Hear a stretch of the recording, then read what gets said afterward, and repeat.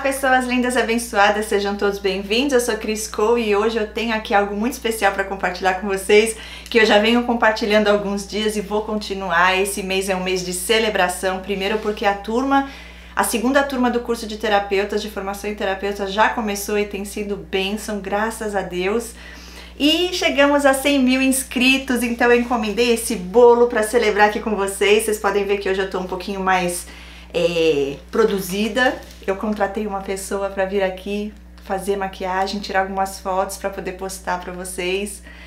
E depois, quando chegar a placa, eu vou gravar um vídeo só para abrir a placa aqui junto com vocês. A emoção vai ser aqui junto. Gratidão a todos vocês, obrigada. Vocês também fazem parte dessa conquista. Sem vocês eu não teria chegado até aqui. Acima de tudo, Deus. E vocês fazem parte sim desse time, dessa equipe aqui, ajudando, deixando seu like, compartilhando, trazendo pessoas para poder também conhecer mais sobre esse transtorno, para que possam levar adiante para outras pessoas, porque às vezes alguém pode não passar por abuso, mas sabe que aquilo existe, já ouviu falar, e aí pode indicar os vídeos, né, para outras pessoas poderem aí ter essa cura, libertação e poder se curar, passar por esse processo. E assim, depois desse processo que a gente passa, que é doloroso, mas com a ajuda de Deus e as pessoas certas como terapeutas ali para te ajudar a passar por esse local, por esse deserto, de uma forma mais leve, aí você consegue então estar pronto no sentido de curado, curada, equipado, equipada, capacitado, capacitada por Deus para poder ajudar outras vidas. Hoje eu tenho um relato aqui muito forte para contar para vocês. Ontem à noite eu dormi lendo esse relato. Na verdade foi antes de dormir, tá? Eu li, depois eu dormi. E eu falei, uau, amanhã cedo, assim que eu acordar eu vou gravar o vídeo. E aí tive algumas coisas para fazer e agora estou aqui para gravar. Então vamos lá, o relato de hoje. Ela começa dizendo assim: olá, Cris, vou contar das minhas horríveis experiências. Eu fui casada por 15 anos com o pai dos meus 2 filhos. Um casal. Casamento perfeito até ocorrer uma traição com uma piriguete de 20 anos.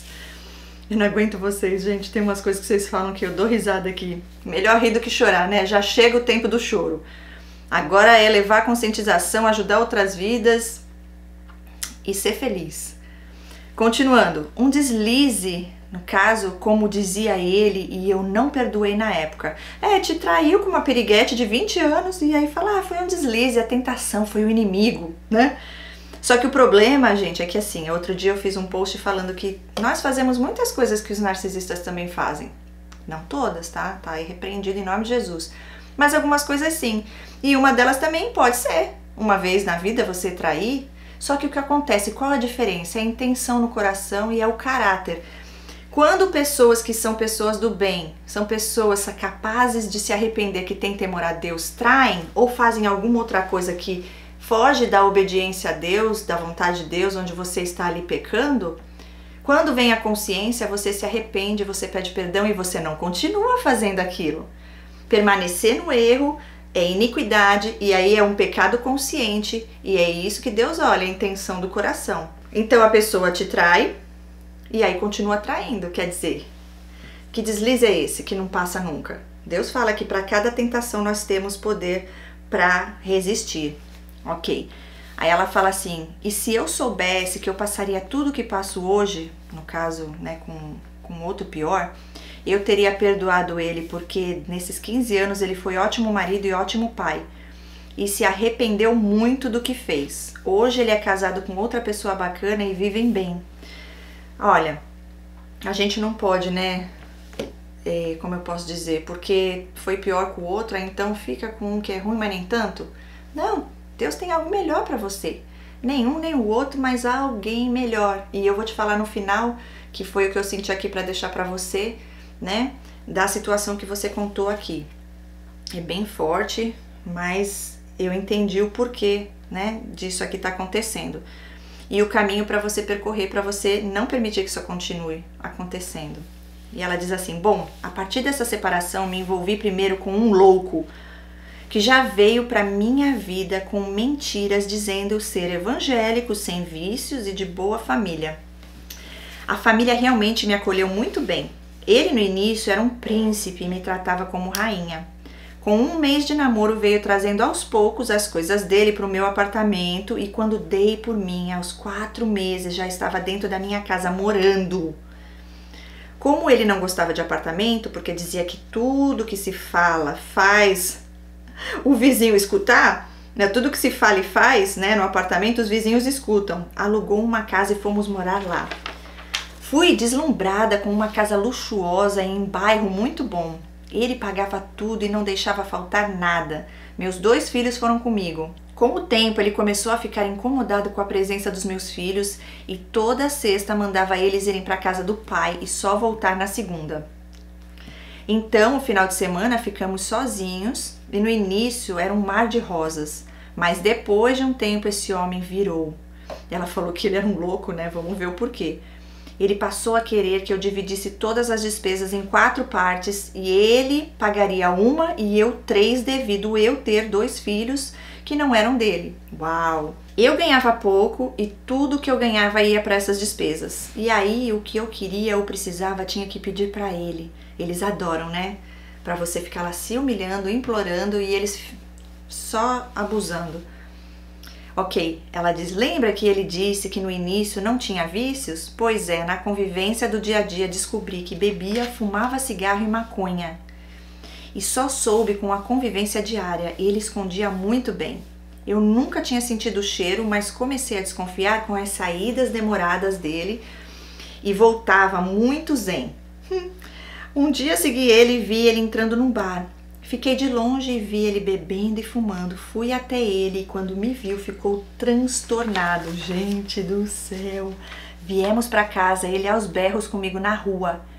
Chegamos em casa, ele nervoso, quebrou várias louças no chão, na frente dos meus filhos.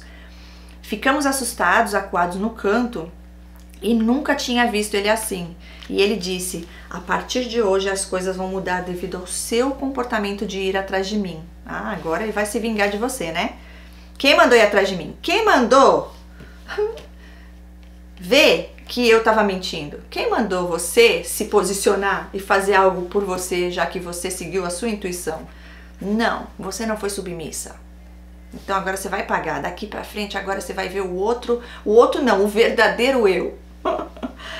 Ficou agressivo em palavras e gritava comigo e meus filhos. Passou a me trancar dentro do quarto quando os meus filhos estavam lá, para eu não ter contato com eles, para não levar notícias do pai deles. O pai dos meninos não podia passar na porta nem para pegar os meninos, tinha que pegar na esquina. Me levava e buscava do serviço para eu não vir com ninguém, pagava uma colega do trabalho para ela me vigiar no meu trabalho e contar tudo para ele. Gente, é surreal o que eles são capazes, né? Através dele, ele sabia cada passo meu. E ela era muito minha amiga. Eu só andava com ela. Tinha outras amigas, mas essa era íntima de frequentar minha casa. Eu não podia ir nem na porta levar o lixo sem ele para não conversar nem com os vizinhos. Surreal, gente. Controle. Com o tempo, meus filhos vendo tudo, resolveram morar com o pai. Graças a Deus. Achei até melhor para eles não verem as coisas. Melhor é que você fosse junto, né? Mas enfim. Ele fez a empresa me demitir de tanto inferno que ele causava na portaria porque ficou sabendo através da dita amiga que eu era simpática com as pessoas.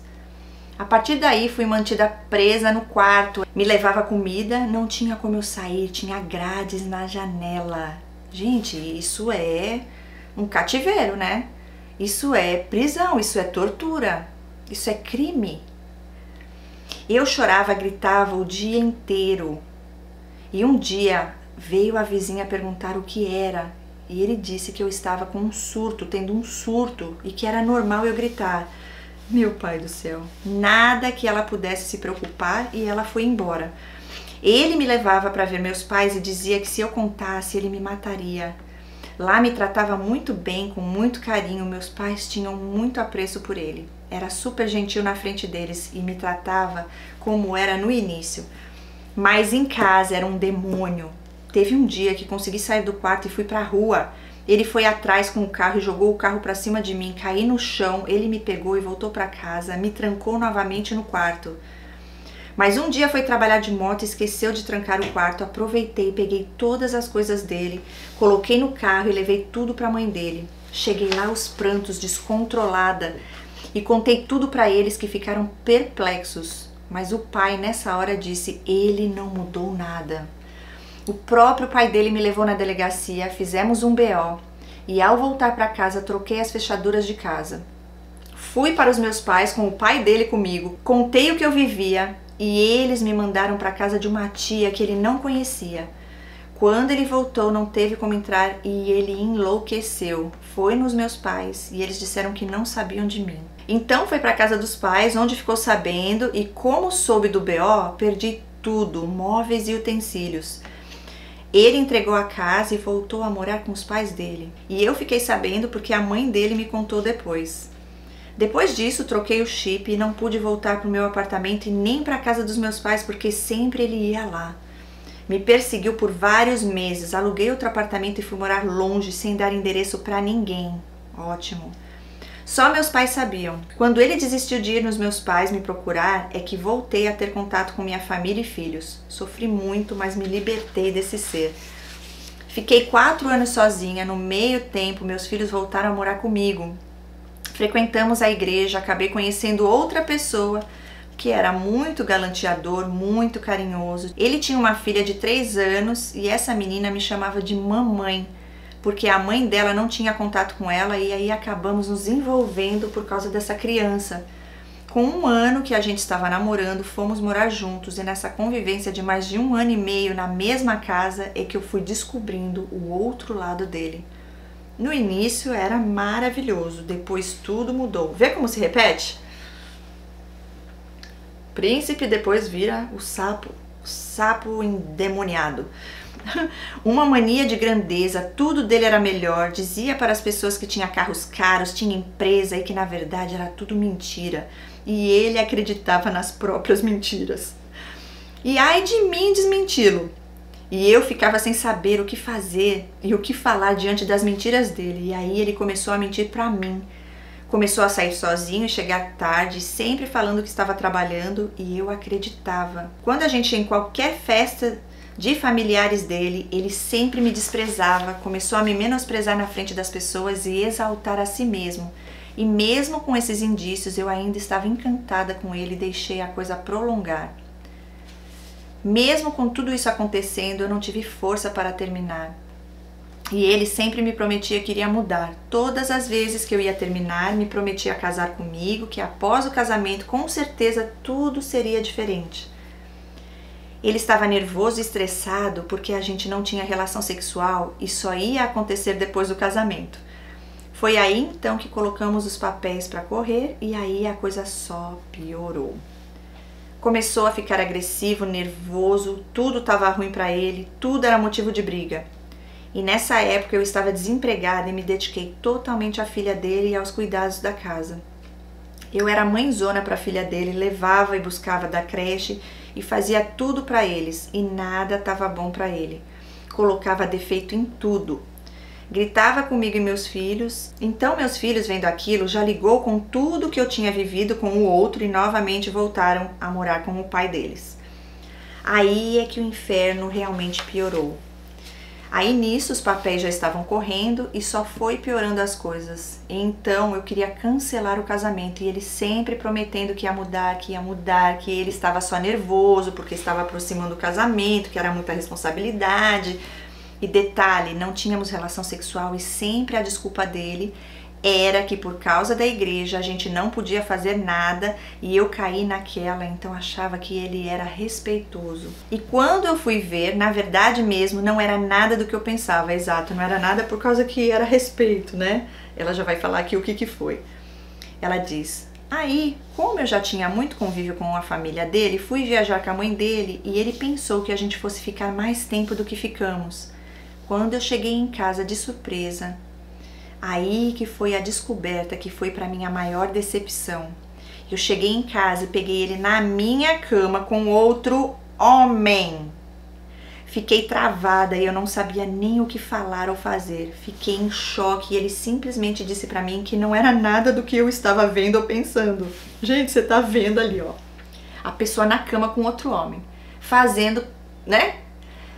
E a pessoa fala, não é nada disso, você tá vendo, não, é coisa da sua cabeça, olha o gaslighting, olha o ponto de loucura, eu não sei, não é loucura, gente, é falta de, eu não sei a palavra, é surreal, é só isso que eu digo. Nem vou falar, ela diz, do que eu vi, foi horrível, sinto nojo até hoje. Como estava tarde, eu tive que dormir lá e dormi em outro quarto, chorei muito. Esperei ele dormir e peguei o telefone dele e descobri que tinha muitas outras traições e tudo com homens. Tá explicado porque ele falou que era só depois do casamento, tá? Pois nem depois ia acontecer. Ele foi trabalhar como se nada tivesse acontecido, então eu chamei a mãe dele, contei toda a situação, mostrei o telefone porque eu tinha escondido e ele foi trabalhar sem ele. Mostrei tudo pra ela, imprimi algumas coisas pra mim ter de prova e resolvi ir embora. Liguei para o meu pai, falei o que tinha acontecido e estava indo pra lá. Aí eu surtei, abri a porta da casa dele, tudo que a gente tinha de móveis eu dei para as pessoas que estavam passando na rua. Pedi para pegar as coisas, parecia um feirão na porta. A notícia das doações espalhou rápido. O que o pessoal não pegou eu quebrei de tão surtada e desesperada que eu tava. Chamei um Uber e fui para casa do meu pai, apenas com as minhas roupas. Mas o mais triste foi deixar a filha dele para trás. Não podia trazê-la comigo porque não era minha filha. Mas ela chorava, gritava pedindo pelo amor de Deus, mamãe, não vai embora, mamãe, me leva então. E chorava eu, ela e a mãe dele abraçadas, e foi a coisa que mais me destruiu. Ele no início nem foi atrás de mim, não me procurou porque ele achava que eu iria procurá-lo. Aí depois de alguns meses ele me procurou pedindo para voltar com as mesmas promessas de tudo, que ia ser diferente, claro. Eu já sabia, né? Eu já tinha passado por toda essa situação e nessa eu não voltei. Claro que não, ela declara. Quando ele viu que eu não ia mesmo voltar, ele procurou uma outra pessoa, uma outra mulher e viveu com ela também por um tempo como fachada, mas aí logo ele descobriu também. Ela, né, descobriu também. E aí ele já partiu para outra e depois disso eu não tive mais notícia. Eu tive que cortar vínculo até com a menina porque todas as vezes que eu a encontrava, eles marcavam escondido e traziam ela para eu ver. Era muito sofrimento. Ela ajoelhava, pedia pelo amor de Deus, deixa eu morar com você, mamãe. Ai, meu Deus, ela dizia que sempre será minha mãe, você sempre será minha mãe. Então a gente teve que cortar o vínculo total para evitar mais traumas. E nunca mais eu tive notícias de nenhum deles. Triste isso, hein? Essa criança, meu pai. Continuando, depois de 3 anos, conheci outro homem também na igreja. Aparentemente super crente, o super perfeito, homem maravilhoso, acima de qualquer suspeita, sempre simpático com todos, conquistava as pessoas na primeira conversa, pregava a palavra de Deus com muito conhecimento. Claro que ganhou na lábia, mas foi com muita conversa e chamegos e presentes. Começamos a namorar, mesmo eu com muito medo de me decepcionar, e ela coloca em letra maiúscula de novo. Isso acontece muito. Mas embarquei. Mal sabia eu que era outra furada. Depois de 2 anos de namoro, começamos a morar juntos, com promessa de casamento, mas em menos de 3 meses ele se mostrou um moralista grosso e quando ele via que eu estava próximo de terminar, ele voltava a ser amoroso e perfeito novamente. Mas durava pouco. Para ele, crente tem que ser com cabelo despenteado, saia abaixo do joelho, blusa sempre de manga, não usar pinturas e nem joias, uma marmota. Mulher não pode sobressair aos homens, temos que ser submissas, machistas e misóginos. Isso que são. Coisa que ele não disse antes, mas ele podia ir à academia, se arrumar todo, não podia ver um espelho que se exibia, me afastou de todos meus amigos, menos da família, onde ele fazia o maior teatro. E me colocava como errada e em muitas situações até a minha própria família me chamava a atenção. Diziam que eu devia dar valor a ele. Surreal. Ele sempre me presenteava na frente da minha família e para minha família ele era perfeito. No início era mesmo. Já em pecado me afastei da igreja e aos poucos fui descobrindo as coisas. conversas tortas com mulheres, várias cortejando todas ao mesmo tempo. Como eu já tinha passado por muita coisa, fiquei na defensiva, sempre indo atrás para descobrir coisas erradas e não deu outra, descobri muita coisa e as máscaras caíram. Descobri que ele ainda era casado, apenas separado, e a mulher tinha mandado ele embora devido às milhares de traições e uso de drogas. Mas ele não quis assinar o divórcio, acha ser errado. Quanto às drogas, eu não tinha percebido, porque eu usava no trabalho e escondia a droga no carro. Exatamente onde a ex-mulher dele disse. Meu mundo caiu de novo. Não terminei logo porque eu tinha a esperança de que ele mudasse como dizia e mudava. Mas essa mudança era passageira. O tempo foi passando e cada dia piorando mais e mais. Fui nessa lenga-lenga por mais de 2 anos. Custei a me libertar dele porque tinha vergonha de assumir outro fracasso. Isso aqui me chamou a atenção e eu já vou falar já sobre isso. Quando eu tive coragem, minha família ficou contra mim, dizendo que eu não dava certo com ninguém porque o erro era meu. Todos esses relacionamentos trágicos me deixou totalmente destruída e hoje não tenho coragem e nem vontade de me relacionar com outra pessoa. Estou só há 2 anos e ele ainda me procura e diz que sou dele. Tomei nojo e medo de homens e sofro e choro por todos esses fracassos até hoje. Escrevi aos prantos esse relato e só percebi que me relacionei com monstros narcisistas após conhecer seu canal e os relatos que ouvi de outras mulheres. Espero que minha história seja lida e sirva de alerta para muitas outras. Obrigada por me ouvir. Esse final aqui foi forte para mim e é o que eu falei no começo que eu quero falar para você, que eu senti da parte de Deus para deixar aqui para você. Ok. O caminho. Qual é? Eu vou de trás para frente, sabe? Eu já vou para a solução para depois falar do que está acontecendo. A solução é você ficar firme em Deus. Se afastou, ele te desviou, você acabou deixando por conta de todas essas coisas, volta o mais rápido possível. Começa a orar. Primeira coisa, começa a conversar com Deus. Vai falando para ele tudo o que você está sentindo. Vai falando para ele o que você falou para mim. Ok? E ele vai começar a trabalhar, mas você tem que chamar ele para entrar, você tem que buscá-lo. Ele não vai te deixar desamparada jamais. A única fonte que você pode ir, que jamais você será decepcionada, é na fonte da vida. É em Deus, o seu Criador. E é lá que está tudo. Cura, libertação, transformação. E aí você vai estar forte e nunca mais você vai ter outra pessoa assim no seu caminho. Se decepcionar, ok, mas aí, fracasso seu? Não. Culpa sua? Não. Erro seu? Não. Nesse caso, não. Não somos perfeitos, mas é diferente de você estar falando de uma pessoa transtornada que tem essa patologia, ok? Então, o fracasso não foi seu, não tem por que você se envergonhar. A vergonha tem que ter essas pessoas de fazerem o que fazem. Eu sei que é difícil porque nós temos sentimentos, mas é assim, olhar a realidade, conhecimento através dos vídeos, saber de verdade como funcionam essas pessoas, como agem, como reagem, por quê. Seguidores de Satanás, e você é seguidora de Jesus, de Deus, eu creio. Então, a tua luz incomoda, o teu brilho incomoda, a tua bondade no coração, a intenção do seu coração incomoda aquele que tem inveja, que compete, que vive de ego, de aparência, né? O outro foi fachada, esse também era, mas ainda promíscuo, né? Traindo você com várias, mentiroso, todo padrão de abuso. E aí você diz assim, ó, deixa eu voltar aqui. Custei me libertar dele porque eu tinha vergonha de assumir outro fracasso. Vergonha, é o que eu falo de novo. Você não tem que ter vergonha de algo que você não fez. Não assuma, não puxe pra você a responsabilidade de algo que você não fez. Quando eu tive coragem, minha família ficou contra mim. Isso acontece muito. Mas quem tá do teu lado? Quem está sempre ali por você? Deus, e é só dele que você precisa. O resto é resto. E a verdade sempre aparece. Dizendo que eu não dava certo com ninguém porque era erro meu. Não, já falei, lógico que não era erro seu. Todos esses relacionamentos trágicos me deixou totalmente destruída. Não, você tá aqui, você tá viva, você não está totalmente destruída.